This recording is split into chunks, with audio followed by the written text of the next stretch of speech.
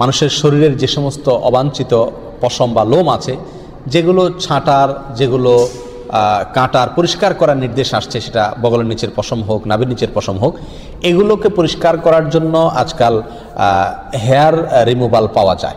এক ধরনের আপনার ক্রিম পাওয়া যায়। এই ক্রিমটা মাখায় দিয়ে এরপরে কিছু দিয়ে টান দিলে এগুলো পড়ে যায়।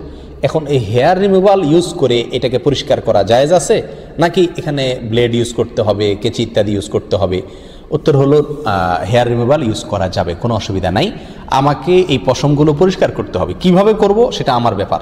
শরীয়ত আমাকে এক্ষেত্রে কোনো পদ্ধতি বলে দেয় না যে তোমাকে ব্লেড ইউজ করতে হবে। অথবা আপনি ব্লেড ইউজ করেন, অথবা মেশিন ইউজ করেন, অথবা হেয়ার রিমুভাল ইউজ করেন, যেভাবে আপনার সম্ভব বা যেভাবে আপনার ইচ্ছা সেভাবে আপনি ইউজ করতে পারেন। যদি আপনার স্বাস্থ্যের জন্য ক্ষতিকর না হয় তাহলে এটা ইউজ করাতে শরীয়তের দিক থেকে কোনো কি নাই, অসুবিধা নাই।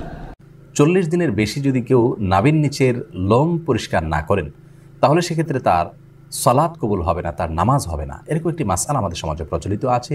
কোরআন এবং হাদিসের আলোকে এটি কতটা সঠিক আমরা সে বিষয়ে জানার চেষ্টা করব।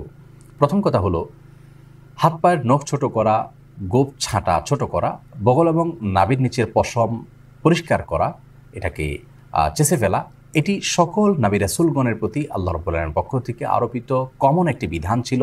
সকল নবী রাসূলগণের কমন একটি সুন্নাহ ছিল, যে সুন্নাহ সকল নবী রাসূলদের জন্য প্রযোজ্য ছিল। একজন ইমানদারের জন্য সেটি অবশ্যই অনেক বেশি গুরুত্বপূর্ণ। আনাস ইবনে মালিক রাদিয়াল্লাহু তাআলা আনহু একটি হাদিস বর্ণনা করেছেন, যেটি সহিহ মুসলিমে বর্ণিত হয়েছে, সুনান নাসাঈ এবং মুসনাদ আহমদ সহ বিভিন্ন হাদিস কিতাবে বর্ণিত হয়েছে। সেখানে তিনি বলেছেন যে রাসূল আকরাম সাল্লাল্লাহু আলাইহি ওয়াসাল্লাম আমাদেরকে এই কাজগুলো করবার জন্য, অর্থাৎ হাত পায়ের নখ ছোট করা, গোপ ছোট করা, বগল এবং নাভির নিচের পশম পরিষ্কার করা, চাঁচা, এই কাজের জন্য তিনি আমাদেরকে সময়সীমা নির্ধারণ করে দিয়েছেন 40 দিন। অর্থাৎ 40 দিন পর্যন্ত কেউ যদি বিলম্ব করেন তাহলে সেটি জায়েজ আছে। যদিও এত বেশি বিলম্ব না করে প্রতি সপ্তাহে একবার পরিচ্ছন্ন করতে পারে সেটি উত্তম, ভালো কাজ। যত বেশি পরিষ্কার রাখা যায় এগুলো ততই ভালো। কিন্তু যদি কেউ বিলম্ব করতে চান তাহলে সেক্ষেত্রে তিনি এগুলো না চেষে না কেটে সর্বোচ্চ 40 দিন পর্যন্ত থাকতে পারবেন। 40 দিনের পর যদি তিনি না কেটে থাকেন তাহলে সেটি তার জন্য গুনাহের কারণ হবে। সে কারণে তিনি আল্লাহর কাছে পাপী হিসাবে বিবেচিত হবেন। কিন্তু এর কারণে তার সালাত হবে না, তার নামাজ কবুল হবে না, এরকম কোনো কথা হাদিসের কোথাও বলা হয়নি। সালাত বা নামাজ বিশুদ্ধ হওয়ার সম্পর্ক হলো সালাতের যে শর্ত আছে সেই শর্তগুলো তিনি সঠিকভাবে আদায় করেছেন কিনা এর উপর নির্ভর করে। যার কারণে সালাতের শর্ত যদি সঠিকভাবে আদায় করে থাকেন, ফরজগুলো সঠিকভাবে আদায় করে থাকেন, তাহলে সালাত বিশুদ্ধ হবে। যদিও তার নাভির নিচের লোম তিনি অপরিষ্কার রাখেন, নখ বড় রাখেন, এগুলো করা সত্ত্বেও তার সালাত আদায় হয়ে যাবে। কিন্তু এগুলোকে তিনি বড় রাখবার কারণে, ছোট না করার কারণে, সময়মতো না চাষবার কারণে, 40 দিনে বেশি অপরিচ্ছন্ন রাখবার কারণে তিনি একটি গুনাহে লিপ্ত হলেন, সেটি সম্পূর্ণ ভিন্ন বিষয়। আল্লাহর বলে আমাদের সকলকে সব ক্ষেত্রে রাসূল আকরাম সাল্লাল্লাহু আলাইহি ওয়াসাল্লামের সমস্ত দিক নির্দেশনাগুলোকে মেনে চলার তৌফিক দান করুন। চুল ও নখ কাটার পর তা টয়লেটে ফেললে গুনাহ হবে কিনা?